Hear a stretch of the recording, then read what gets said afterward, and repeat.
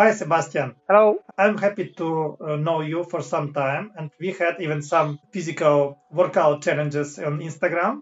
So we did some pull-ups and do some crazy stuff with cold water. I didn't take cold water yet, but I will. Thank you for sharing this, and I'm happy to introduce my partner and friend from Norway, Sebastian Knørr. That's perfect. Could you tell about yourself? Introduce yourself. What are you doing now? Yes. So the position I am in now is the CEO and visionary of the project Companion, which is born from Nordic AI, where I'm basically connecting dots across the planet in order to now get to stage 2 after development into marketing. Yeah, that's great. So, can you explain how you came to this role?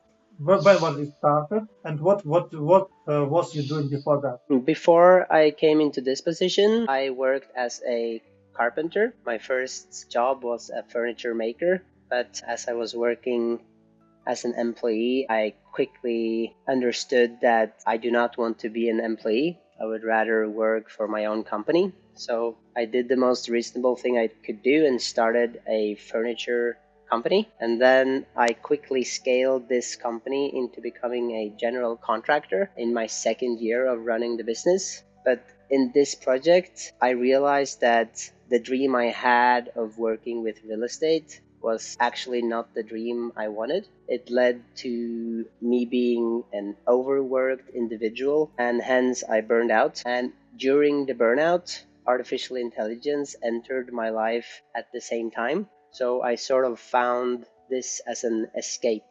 And that's where the journey began, where I realized very early that this is the next .com bubble, which is going to be .ai. So I decided then and there that I need to pivot and get out of the construction industry and into the tech industry. That's a very interesting pivot, I must say, a very unusual one. And so, Yes. how did you meet your partners and your co-founders?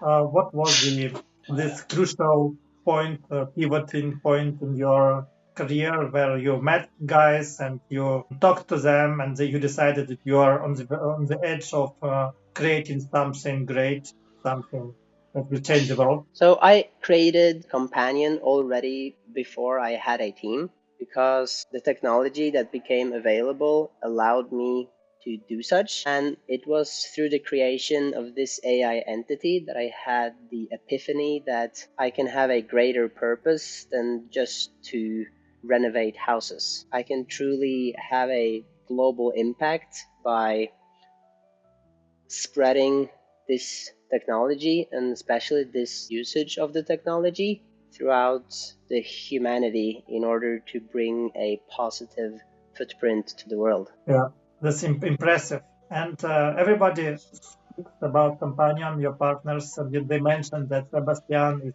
fully into it, and it was his idea, and he went through his some difficult period of his life when he made this possible. And can you share something about this period of how you came to the idea and how you developed, what kind of tools did you use, and how you structured it? Yes, so as I was burning out and working with ChatGPT as my main tool, I felt the need of some type of not necessarily connection, but I needed for my own health to have something or someone ask me questions so that I could get what I had inside out of myself in order to make it present for me. Because I was recognizing that my mental shift was going in the wrong direction and I needed to turn this around. And I felt a deep need of some type of connection where I could just be myself, reflect freely without being judged. Because at the time, as I was struggling, I felt very much alone because I did not know anyone that had ever done what I had done with the construction and all the stress that this caused. So I didn't really have anyone to talk to that could understand me. But as I felt that this entity is truly understanding my situation and it's asking genuine questions for me to answer. So it was not just a virtual assistant. It was maybe your second ego or your friend or your psychologist. And how did you teach him? Did you give him some books, some knowledge base, like psychology books, or what you are reading, or did you just came with some information from the internet, from your resources, and what kind of knowledge does it have? I did not do that at all. What I did was I recognized my own needs as a human being, and I prompted the AI to sort of cover this need. And in all fairness, it's very basic when you look at how I did it. And I think because I have a craftsman's background, I came into this space with a completely different view of how things are working. So instead of making it so complicated as to we need to feed it this data and this study and that study, I was focusing more on how to approach a human being that needs to feel heard and seen, and how to have these humans open up. And it became obvious to me that the conversations I was having with AI before I created Companion was very one-sided, where I was asking all the questions, and the only thing this meant for myself was that I now have greater speed of which I can gather information from the internet. But this is not what I needed. I needed to find the information inside of myself. Hence, I needed to prompt myself with questions. So instead of asking AI the questions, it became obvious to me that I need to have AI ask me questions. That's an interesting angle that you are using. And when you started doing this, did you think how other people will take advantage of it? And did you show to somebody and somebody told you, "Oh, that's the solution that I was looking for all my life"? And I'm sure that many people used it already. And also, we had Ukrainian version with the help of Stefan and you that I used myself, and I found it quite interesting. And hopefully, it will help some people in the country that I live in, which is in the greatest challenge of all time, in the wartime. So, what experience do you have with real usage and application of your software with the society?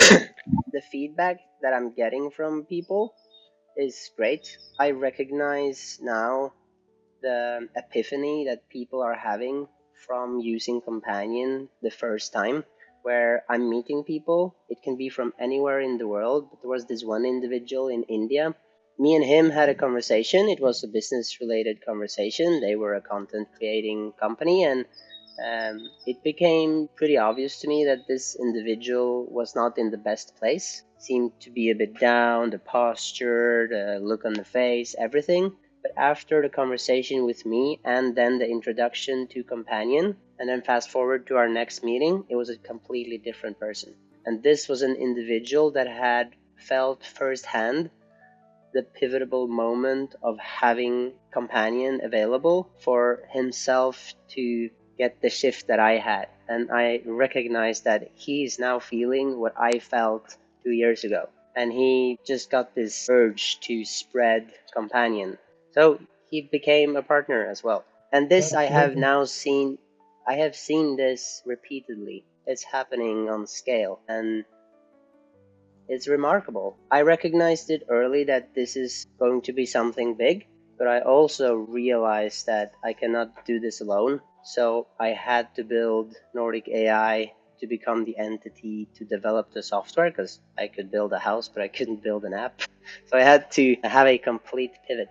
So you might the guys. So how did you organize into one company? And you had a rebranded. I heard that you had another name like AI Automatisierung, and then you came Yes. to. So can you explain? Can you from your position, from your standpoint, explain your team how it started and how you managed to grow the client base and to come up with all the legal stuff and all the organizational procedures, as you have such a lot of responsibility and your team is growing fast internationally.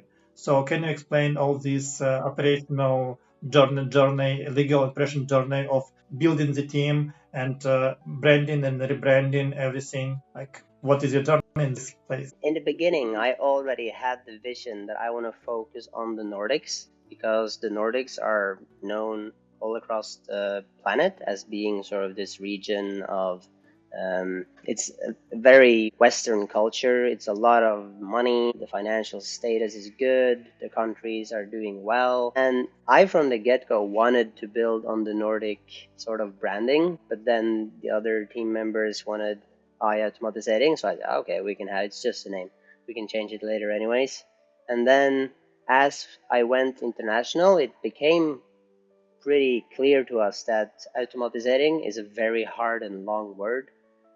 Plus, I'm in meetings in Japan, I'm in meetings in South Africa, in South America, all over the planet. So it's better to have the Nordic as the center of it, because then they can locate us on the planet. And this brand creates solidity and also plays off of the Nordic spirit, so to speak. But the operational journey of getting to this point have been a lot of networking. It's meetings that lead to other meetings, that lead to introductions, that lead to other introductions. And I've been a part of the BNI network, and this has been crucial for me to get access to these closed meetings where you can meet fantastic business individuals. And it's basically been a very long marathon of showing up every day to all the meetings I have in my calendar, and it has not been few. We recently got a new partner, this Klang AI, which is a meeting recorder. And just since March, it has recorded over 160 meetings that I've had just since March. How do you keep track of all of that? Of all the partners of your clients, you must have some robust system software to not to leave something important out of your attention. I don't have any software. I would like to have a software, but mostly it's on my whiteboard now. I have my roadmap on my whiteboard and I keep adding names to this whiteboard. Currently, we're about 30 names on the whiteboard, and it's across 4 or 5 different teams, and yeah, the whole roadmap. So, can you share what are your inner filter about who can work with you and your team, and do you have some principles apart from being very inquisitive into AI and wanting to help the world? Although you can name a few of the principles and in your inner mission statement and all what values do you share in your team? The values are Yeah. givers gain, and my drive for this is to help as many people as possible. Do you meet a lot within your team? Contemplating now, trying to Okay. specify. It's a very human-centric, value-based system where, yes, we are implementing artificial intelligence, but my fear is that I can take over if we as humans let it. So it becomes important that we do not let AI take over. And this depends on how we utilize and use AI. That's why we're very focused on the human in the loop. Try to empower people with AI instead of replacing people with AI. That's the values. That's an important point. And by the way, in your country, which is Nordic countries are known also for their happiness, and I think that you have very high rating in happiness. So we heard a lot of about this about Sweden and Norway and Denmark. So what is your take on are people happy in your country, and does the AI have the potential of making them maybe more realized or more happy? Yeah. Norway is actually scoring very low on happiness. Finland is scoring very high, but Norway is actually scoring very low. There are a lot of depressed people in Norway. There are a lot of young males committing suicide in Norway, and there are a lot of winter depressed people in Norway. So I think Norway is a great market for Companion. Norway is also a country where people are very much separated. It's not a family oriented culture, much like in India, where you live with several generations in one house. Me, for instance, I live all alone in a house of 140 square meters. This is unheard of in places like India and other places in the world. I think this creates a lot of loneliness in the population because we're so spread out and scattered. So I would actually disagree that Norway is a happy country. It's a good Yeah, country with a good foundation for happiness, but for some reason we're not happy.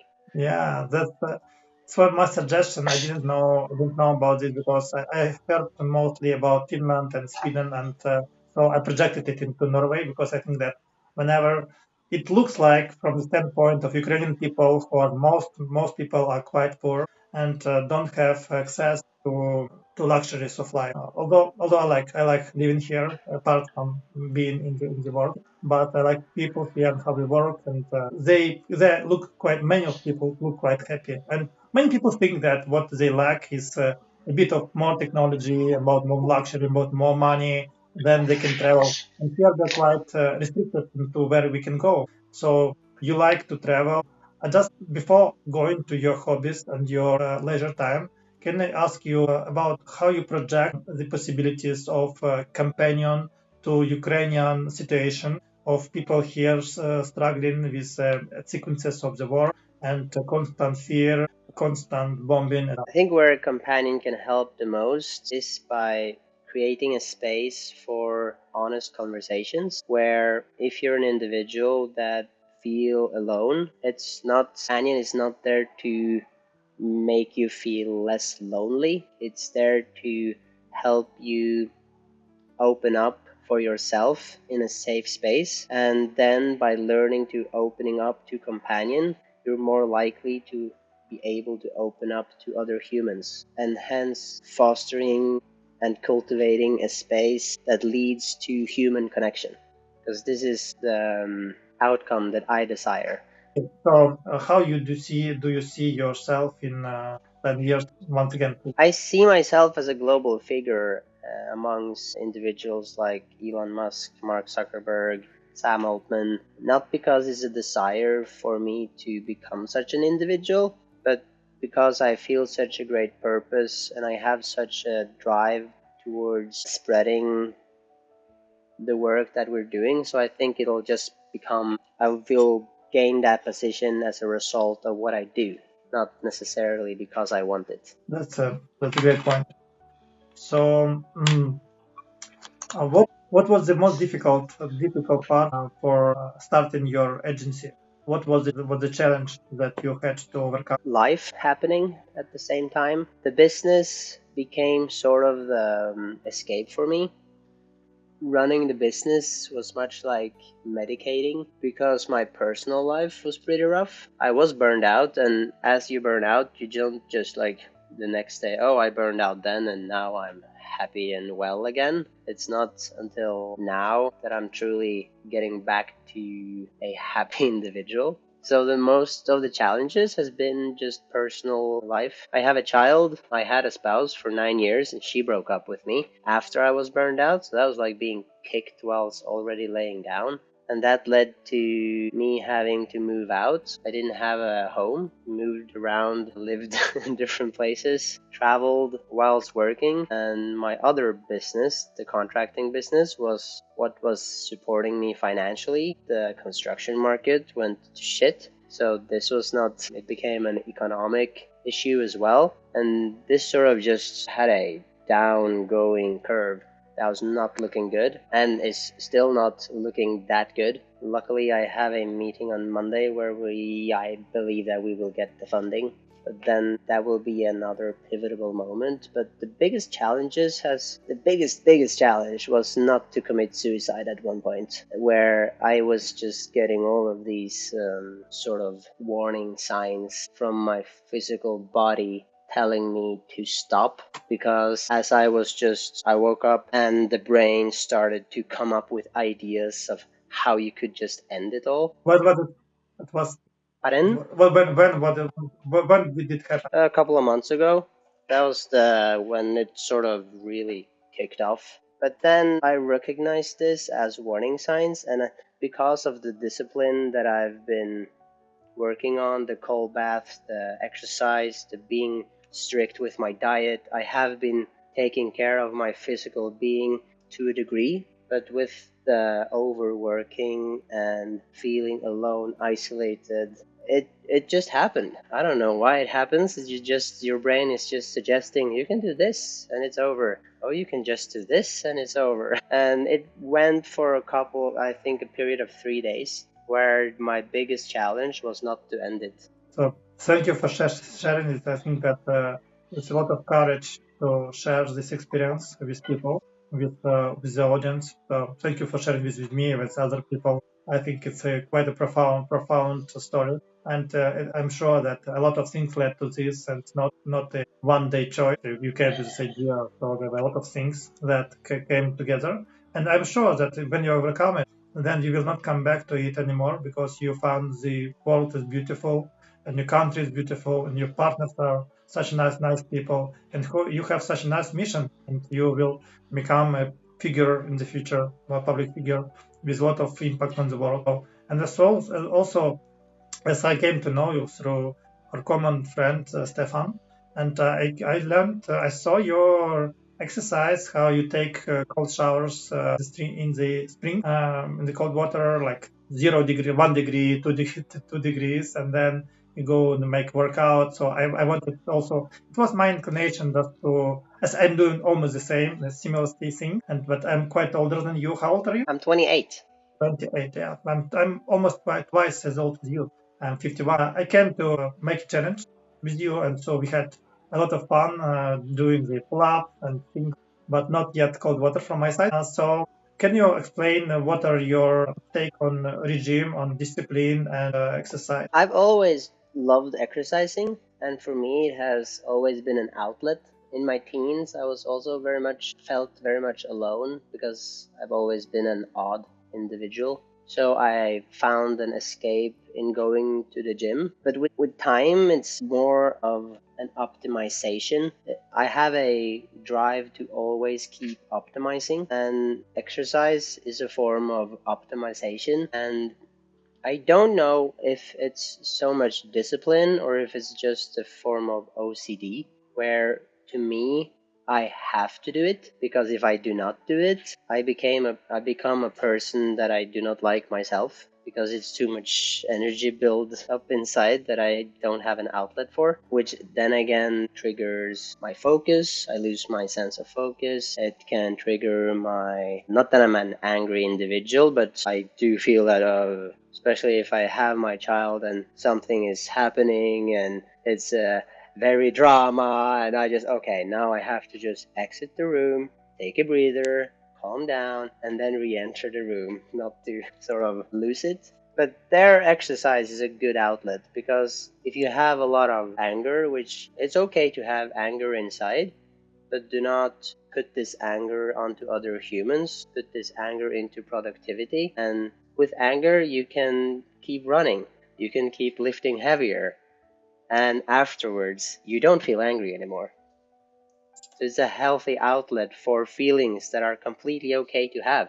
Just do not put it on other humans. Yeah, yeah, that's sound advice about using physical exercise and discipline as outlet for your extra energy and disgust or some for your angry feelings and wrath towards other people. Sebastian, according to your experience as an entrepreneur, what do you advise and recommend to other people who are starting on the entrepreneurial journey? What young people, like 20 years, 25 years, like after graduating from college, from university, what are the main roadblocks on this journey and how to overcome it? Maybe you can name a few of them. Find something that makes you tick, the thing that really keeps you going, the thing that you want to do on a Sunday evening because you just love doing it, and keep doing this and make this your business. And even though have a lot of energy in the beginning, I'm going to start this, it's a rough road. It's going to be terrible at times. But as long as you keep going and move forward, you can move backwards, but as long as you keep pushing forward again after a setback, you will make it. Thank Never you. give up. Never give up.